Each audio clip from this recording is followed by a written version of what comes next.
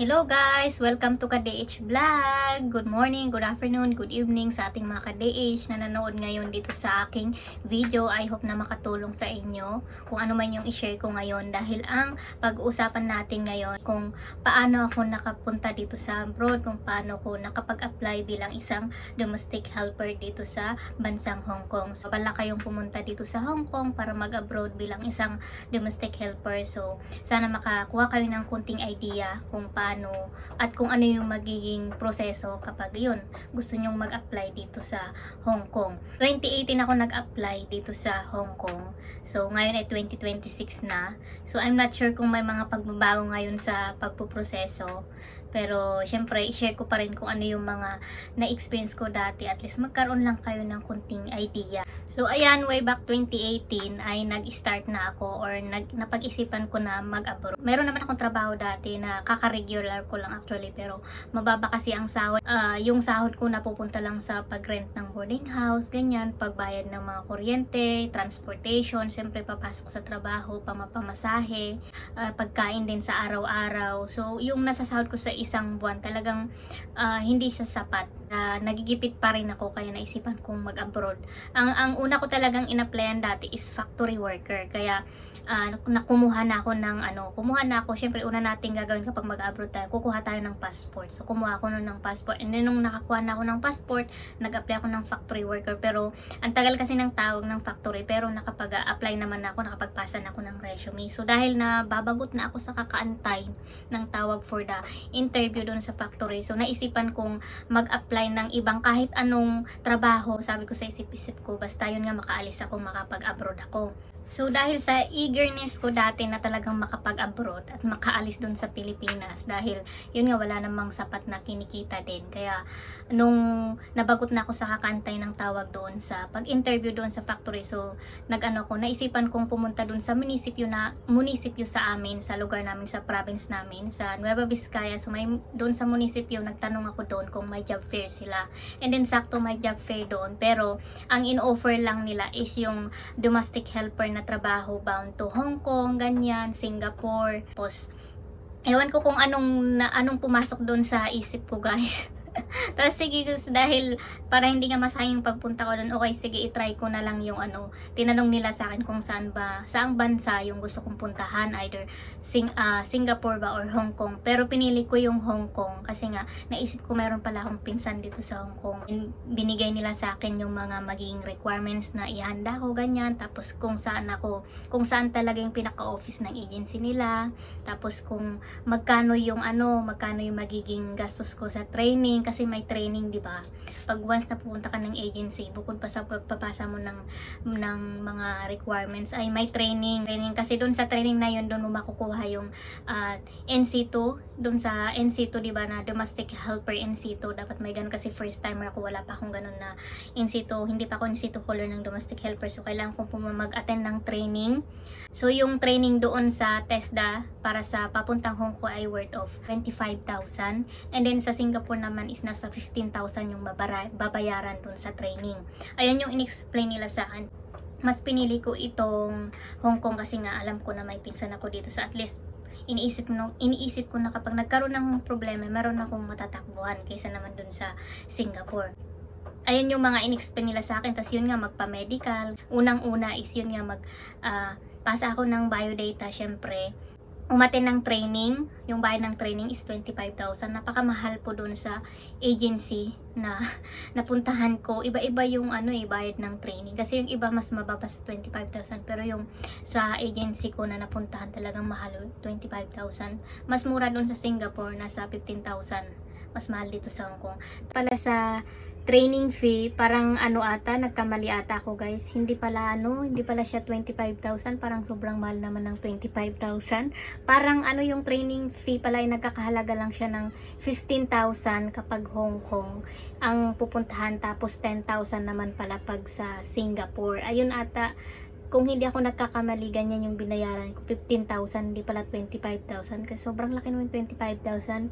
Pero hindi ko na kasi masyadong maalala kung magkano talaga, either nasa 15,000 or 25, something ganon. So basta yun na yun. So ang mahalaga naman talaga dyan is yun nga, kayo talaga magkaroon kayo ng pera na gagastusin in case kung magkano man yung babayaran ninyo sa training. Kasi yung sa training fee nga ay iba-iba nga. Yung iba mataas, yung iba ay mababa lang naman. So after nila sinabi sa akin yung mga kailangan kong kumpletuhin para makapag-apply ako papunta dito sa Hong Kong. So umuwi ako. So pag uwi ko, syempre, dahil kailangan ng pera, number one talaga, bukod pa sa passport, pangalawang kailangan kapag mag-a-apply ka talaga dito sa abroad ay yung pera. Ayan yung pinaka-importante, kasi kung wala kang pera, hindi ka makakapag-apply, hindi magiging smooth yung pag-a-apply, hindi dire-diretso yung pag-a-apply mo kapag wala ka talagang support or walang magsusupport sa'yo sa gagastusin mo sa pag-a-apply. Kahit sabi natin walang placement fee sa pag-apply bilang isang domestic helper dito sa ibang bansa,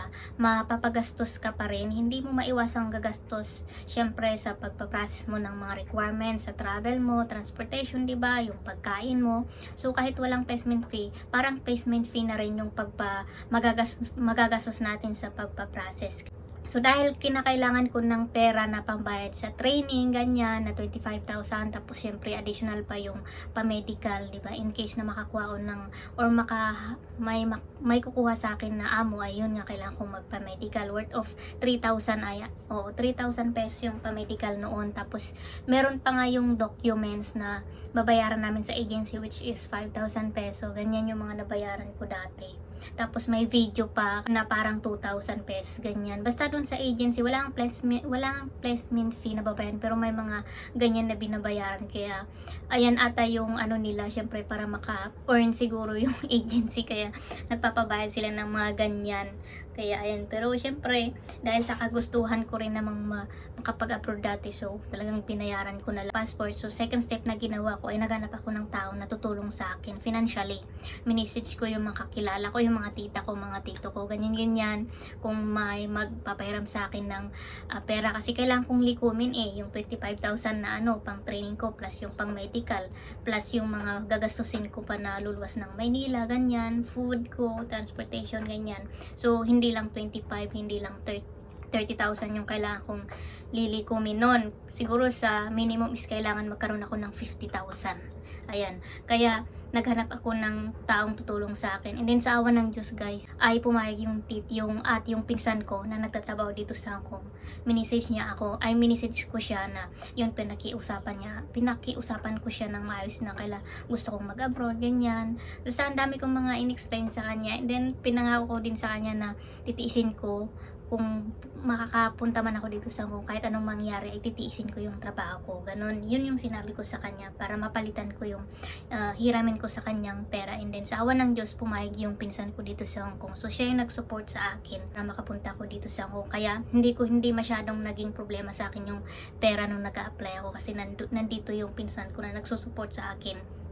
Kaya nung pumayag siya na yun nga, susuportahan niya ako sa pag-apply dito sa Hong Kong. So agad-agad naman akong pumunta ng Maynila, doon sa Pasay, doon sa pinaka-office ng agency na in-applyan ko. So nagpirma ako doon ng ng mga tawag nito, biodata. So yung mga nagtatanong diyan na kababayan natin kung paano gumawa ng biodata. Ayan, ng biodata kapag mag-apply ka ng isang domestic helper. Ganyan, yung normal lang na biodata, okay na yon. Tapos pagpunta mo doon sa agency, papalitan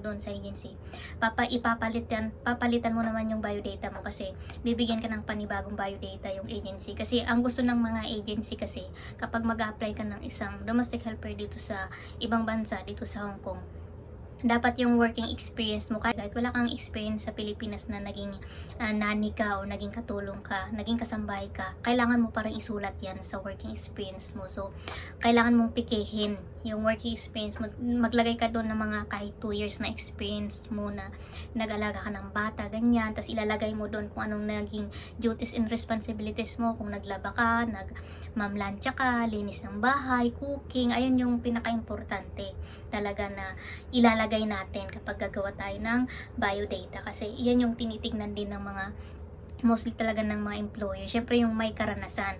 So huwag kayong mag-alala, kahit wala naman kayong karanasan sa pagiging kasambahay, ay lahat naman tayo, 'di ba, doon sa Pilipinas naranasan nating mag-alaga ng pamangkin, 'di ba? Naranasan nating magluto sa bahay natin, ganyan. Alam naman nating maglinis ng bahay, 'di ba? Alam natin mamlansya, mag-fold ng mga gamit natin. Ayan, so mga basic na ganyan, at least kahit papaano may konti tayong kalaman. Kaya kahit na peki yung nilagay nating experience, at least meron naman talaga tayong experience kahit papaano sa pag-aalaga ng bata. Ako ng bagong biodata, tapos ayun, dumiretso na akong nag-attend ng training. So yung training ko nung dati 18 days. Yung ibang nga more less 18 days, pero sa agency ko dati talagang 18 days. Kinumpleto ko yung 18 days na yun. Tapos nung nakumpleto ko na yun, so habang nagte-training ako doon sa Manila, guys, ay waiting din ako ng nagwi-wait din ako ng amo na mag-interview sa akin. So habang nagte-training ako noon dati, guys, sakto na may nag-interview sa akin. And then, yun, nag-usap kami, hindi video call yung nag-interview sa akin. Nung in-interview ako ng first employer ko dati, hindi video call, tawag lang. Yung iba video call, pero sa akin dati tawag lang. Kaya medyo hindi ko na-experience yung kaba na, yung face to face, yung nakakausap mo yung employer, hindi ko na-experience yan, tawag lang yung ginawa sa akin. Kaya nung nag-usap kami nag-interview sa akin, hindi ko nga masyadong naintindihan kasi paputol-putol yung signal, and then tawag lang talaga yung gusto ng first employer ko dati. Ayaw niya ng face to face. Yung naalala ko na napag-usapan namin noon, may sinabi lang siya doon na bawal yung bawal yung mahaba ang kuko, something ganon. Tapos mayroon akong makakasama daw na Pinay, dalawang Pinay, so magiging 3 daw kaming helper nila, ganyan. So yung iba hindi ko na masyadong naintindihan kasi paputol-putol, so oo na lang ako ng oo.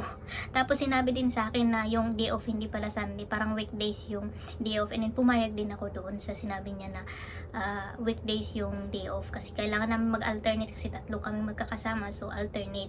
So umuo naman ako doon. So basta oo lang ako ng oo noon. Hindi ko masyadong kasi syempre eager na kasi talaga akong mag-abroad noon. So sabi ko pa naman sa isip-isip ko noon na kung sino man yung unang employer na tatawag sa akin, tatanggapin ko na. Ganun talaga, ganun yung spirit ko, ganun ka 100% talaga na ready na ako mag-abroad. Talagang desidido na talaga ako dati na mag-abroad, kaya oo ako ng oo nun. Wala, yung iba kong mga kasabayan doon sa trading, daming sinasabi, lalo nung sinabi ko nung may makakasama akong Pinay na maging 3 kami sa bahay, dami kong narinig yung mga negative sides ganyan about sa may makakasama. Hindi ko inisip yung mga negative, positive side lagi yung iniisip ko, kasi iniisip ko dati hindi naman ibibigay ni Lord kung hindi ko kakayanin. Yan yung naman ako nagpe-pray na yun nga, sana maging okay yung magiging madadatnan ko dito sa Hong Kong. So nung natapos ko yung yung interview na yun, inaccept ako nung employer na yun, which is yung first employer ko. So agad-agad after ng employer nagustuhan nila ako, so ako yung inaccept. Kaya na meron akong employer nun bago ko matapos yung training ko na 18 days, ay may employer na ako that time.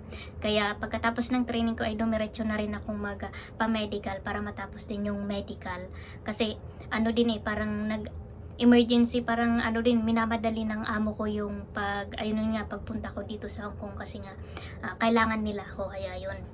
After kong training ay nagpa-medical na ako. So dire-diretso yung pagpa-process ko, kasi nga meron nga yung pinsan ko dito na nagpo-provide sa akin financially. So kapag nagsabi ako sa kanya na yun nga, kailangan ko nang ibigay yung pambayad ko, ganyan, pinapadala niya yung kinailangan kong magpa-medical, siya rin yung nagpadala ng pang-medical ko, mga pang-allowance ko, ganyan, siya yung nagpadala, kaya talagang tuloy-tuloy yung pag-process. Sakto naman nga dahil nga kailangan ako, so pinag-flight ako ng maaga, like June ko nakuha, June ako nag-apply, July din, parang first week ng July ako na nag-flight na, kasi kailangan na ako agad-agad ng amo ko. Kaya naging dire-diretso talaga yung pag-a-apply ko, na hindi ko inaasahan na mapupunta ako dito sa Hong Kong. Kasi sa totoo lang, guys, wala talaga sa isip ko, wala akong balak na mag-apply bilang isang DH, kasi takot ako dahil hindi ako marunong magluto, wala akong skills sa pagluluto. Sa paglilinis okay pa, pero yung pagluluto wala. Tapos ayaw ko din talaga yung hindi ako nakakatagal na makipaglaro sa mga bata, basta hindi ako sa bata. Pero sa bahay namin, yung mga pinsan ko mga bata laging nasa bahay, ganyan, lagi ko naman silang nakakalaro. Pero yung sa trabaho, wala talaga akong, hindi ko gusto. Pero yun nga, kung ano pa yung hindi ko gusto, ito yung napunta sa akin. Napunta ako dito sa Hong Kong, napunta ako sa ganitong trabaho. Kaya ganun talaga, diba? Kung yun yung siguro ito yung fate ko. dito talaga ako nakatagal. At saka hindi ko rin na yung inaasahan na kung ano pa yung ayaw kong trabaho, dito pa ako nakatagal. Sa totoo lang. Kasi noon sa Pilipinas, nung nagtatrabaho ako ay palipat-lipat din ako ng trabaho kapag once na na-stress ako sa trabaho ko niyan, lilipat ako sa panibago. Ganun, pag hindi ko na nagustuhan, lilipat na naman ako. So palipat-lipat ako nun sa Pilipinas sa trabaho. And dito lang talaga ako nagtagal nung nandito ako sa abroad. So ganyan, ayan yung nangyari sa pag-apply ko or kung paano ako nakapunta dito sa Hong Kong.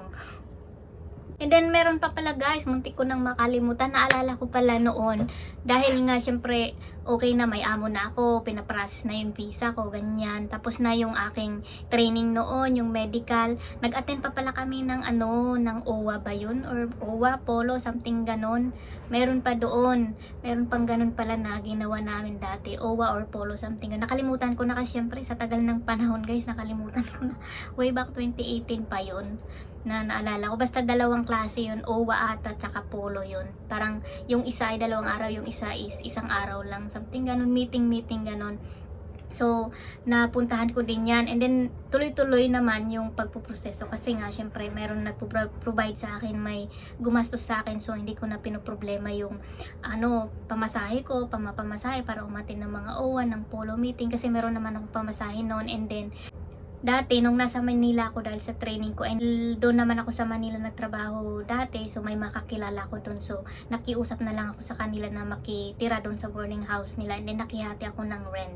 And take note pala guys, regarding sa accommodation doon ng agency na sinasabi nila pwedeng mag-stay doon sa accommodation na free ay hindi ako nag-stay doon kasi siksikan, maraming mga aplikanteng nag-stay doon, and then mahirap talaga kasi siksikan, pagdating ng gabi ay siksikan kayo, kaya ayaw kong makisiksik sa kanila, kaya talagang nakiusap ako sa mga kakilala ko na makishare ng boarding house. And then kung walang susuporta sa'yo sa pag-aabaran mo, talagang mahirap mag-apply kapag wala kang pera. Kung hindi ready yung pera mo, yan yung pinakamahalaga. Kasi kung may pera ka, dire-diretso lang i-smooth.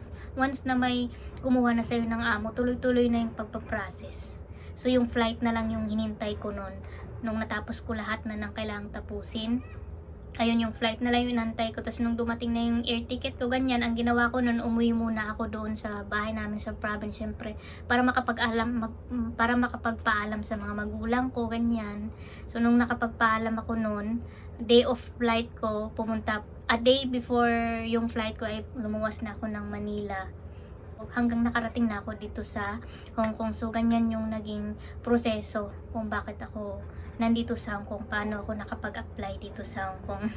So ayan, so siguro ang tips ko na lang sa mga kababayan natin na ayan, gustong mag-abroad din, papunta dito sa Hong Kong bilang isang domestic helper, kailangan nyo talagang mag-ipon ng pera, kasi kung may pera kayo, talagang tuloy-tuloy lang yung pag-apply. Iba siguro na nakatira sa Manila, malapit sa Manila, ganyan, so hindi na problema sa kanila yung transportation, yung accommodation, kasi syempre malapit lang yung bahay nila. Pero sa akin, kung kagaya nyo ako na galing ng probinsya, ng province, na kailangan pang lumuwas ng Manila, talagang medyo lalaki din yung gastos ninyo, diba? Kasi nga may mga kailangan nating asikasuhin na dapat doon sa Manila maasikaso, hindi natin maasikaso sa probinsya. Kaya yan yung kailangan ninyong paghandaan talaga, yung mga gagastusin ninyo. At sana yung mga viewers ko ngayon na ayan, gustong mag-apply, huwag kayong panghinaan. Sana makahanap kayo ng tao na willing magpahiram sa inyo ng pera, ayan, para makapag-apply kayo. Sa totoo lang, walang placement fee. Ang lang siguro, another tips ko din sa inyo ay maghanap kayo ng agency na hindi mahal maningil, lalo na yung sa training fee. Alam ko may mas mura pa dyan eh. Hindi kagaya dun sa nabayaran namin dati na 25 yung training. May mas mura pa dyan. Tapos yung iba din naman, parang wala rin naman nagagastos masyado kasi sila, mga direct hire, ganyan.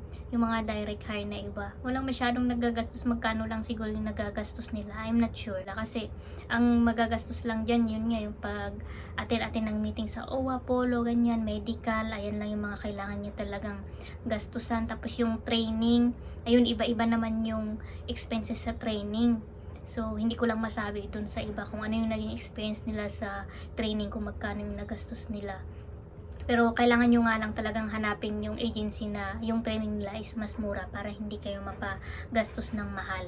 So, ayan lang siguro yung pwede kong i-share sa video na ito kung paano ako nakapag-apply dito sa Hong Kong, and I hope nakakuha kayo ng konting idea. Ayan, so pinaka-importante naman talaga is pera para, di ba, maging tuloy-tuloy yung, para magawa natin yung gusto natin, di ba, para makapag-apply tayo ng tuloy-tuloy is kailangan talaga may pera. Pero hindi naman pag ganitong pupunta ka dito sa Hong Kong bilang isang domestic helper, hindi naman kailangan ganun kalaki naman yung pera na gagamitin mo. Pero syempre, kailangan pa rin nating maging matatag. Ayan, tsaka dapat kung pupunta ka dito sa bansang Hong Kong, lalo na pag DH yung applyan mo, dapat maging ready ka talaga kasi hindi basta-basta. Alam naman natin na, di ba, yung mga amo, iba-iba yung ugali nila. So, sa next video ko siguro, yung i-share ko naman sa inyo ay kung ano yung nangyari nung pagdating ko dito sa Hong Kong. So, madami akong pwedeng ikwento sa inyo na nangyari. So, makakuha kayo ng idea. Kaya, subscribe kayo sa aking itong YouTube channel ko para at least notify din kayo sa mga susunod na videos na i-share ko. Kasi syempre, itong ka-DH vlog is about sa life namin bilang isang DH dito sa Hong Kong. Kaya lahat ng share ko sa inyo ay related siya sa buhay, pagiging buhay OFW, pagiging buhay domestic helper. So, kung gusto nyo pang malaman about sa life ko, bilang kung ano yung mga naging experience ko sa pagiging DH dito sa Hong Kong, ay subscribe kayo dito sa aking YouTube channel. Thank you guys for watching, and I hope makita ko pa kayo sa mga sunod kong videos. Yung ibang, hanapin nyo yung ibang sharings ko dito sa ka-DH vlog. Ayan, so napaka-importante din yung mga sinishare ko dyan. Yung, it's my own experience, tsaka experience din ng iba nating mga kababayan dito sa Hong Kong. Ayan, I hope na makita ko pa kayo sa mga susunod kong sharings, videos. Kung nagustuhan nyo tong video na ito, please like and share para yung iba nating kababayan din ay mapanood nila, and then maging aware sila. Ayan, at pakatulong din tayo sa ibang nating kababayan na mga nagtatanong. Makapagbigay din tayo ng konting kaalaman sa mga kababayan natin na gustong malaman kung ano talaga yung buhay ng pagiging domestic helper dito sa bansang Hong Kong. So, thank you guys for watching!